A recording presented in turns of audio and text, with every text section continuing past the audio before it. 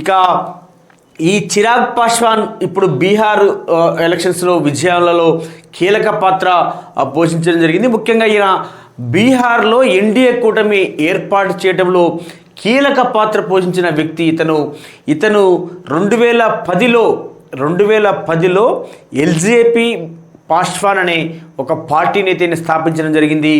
2010లో ఆయన ఒక 3 స్థానాలలో గెలవడం జరిగింది. 2020లో 2 స్థానాలకే ఆయన పరిమితం కావడం జరిగింది.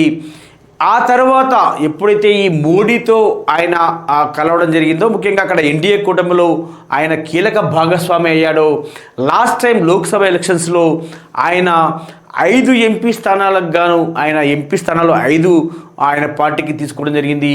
ఆ 5 ఎంపీ స్థానాలకు గాను పూర్తిగా 100కు 100% స్ట్రైక్ రేట్తో 5 ఎంపీ స్థానాలు మొన్న లోక్సభ ఎలక్షన్స్లో గెలవడం జరిగింది.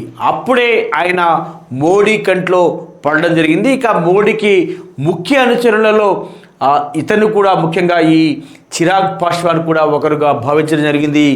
ఆ కోణంలోనే ఆయనకి కేంద్ర మంత్రిగా కూడా ఆయన మోదీ నాయకత్వంలో ప్రజెంట్ అయితే పనిచేస్తున్నారు. ఇక